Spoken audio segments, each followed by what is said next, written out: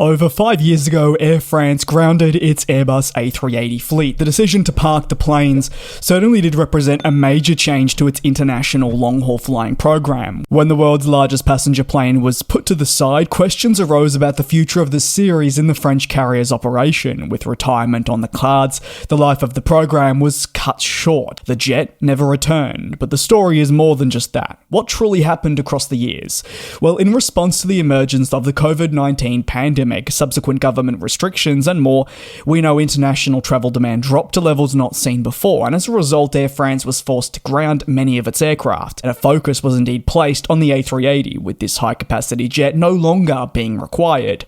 By mid-March, Air France confirmed its remaining A380 fleet, following some jets returning to their lessors at the end of the prior decade, would be parked. At this point, given the unknowns surrounding what was unfolding, the parking of the plane was not immediately one that led to the permanent retirement of the jet.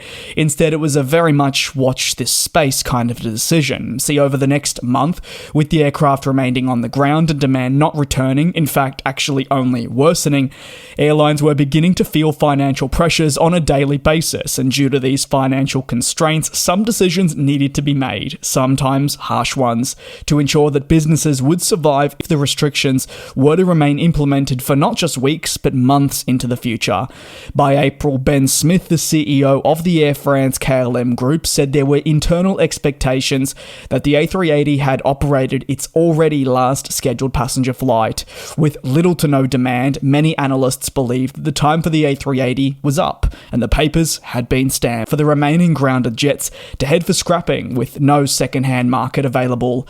Even before the grounding of the A380 fleet, Air France had confirmed that it would remove the type from service, so the axing wasn't necessarily a shock, maybe more so the timing. Benjamin Smith, the CEO, confirming his intent that the A380 would not have a long future within the business, confirmed in 2018 when Smith was first appointed. The decision would see the axing of half the fleet, that is 5 aircraft which were on leases, depart, 2 leases expiring at the end of 2019 and the others to follow soon after that.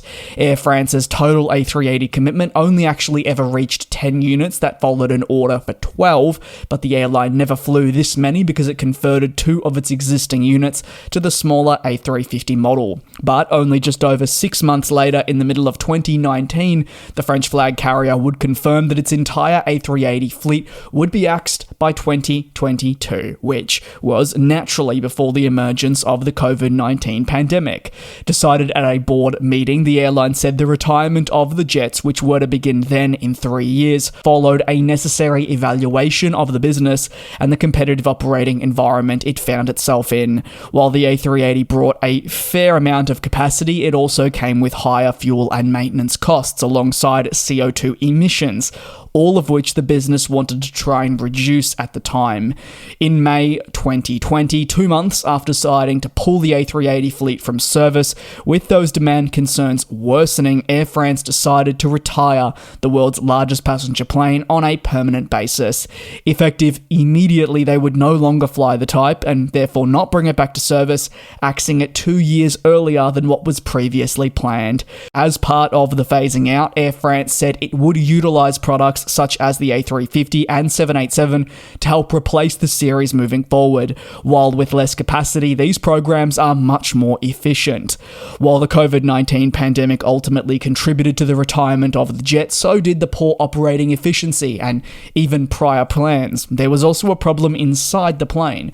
See, for quite a long period, the viewpoint stood that the A380s offered by Air France were not up to standard, especially for the airline in comparison to other long-haul aircraft, and certainly if you're comparing it with other operators of the Super Jumbo.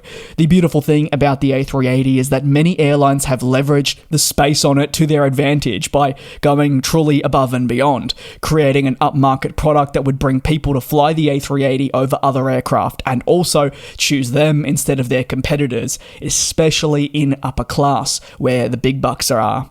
But for Air France, they had a cabin that often copped significant criticism, seen as one of the lower quality quality business classes on the market that was not just dated and old, but arguably generations behind what was present at the time. And as a result, with the dated cabin, Air France was aware that a major investment would have been required to overhaul the product.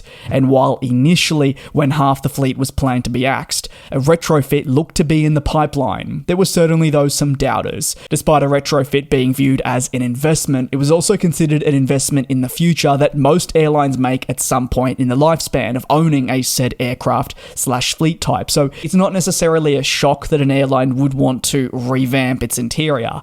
But see, Air France was looking to revamp an interior of an aircraft it didn't truly love, and one that didn't truly work with it. Additionally, the costs to maintain the aircraft were growing, and a future without the jet was becoming increasingly more likely and certainly viewed as the best move.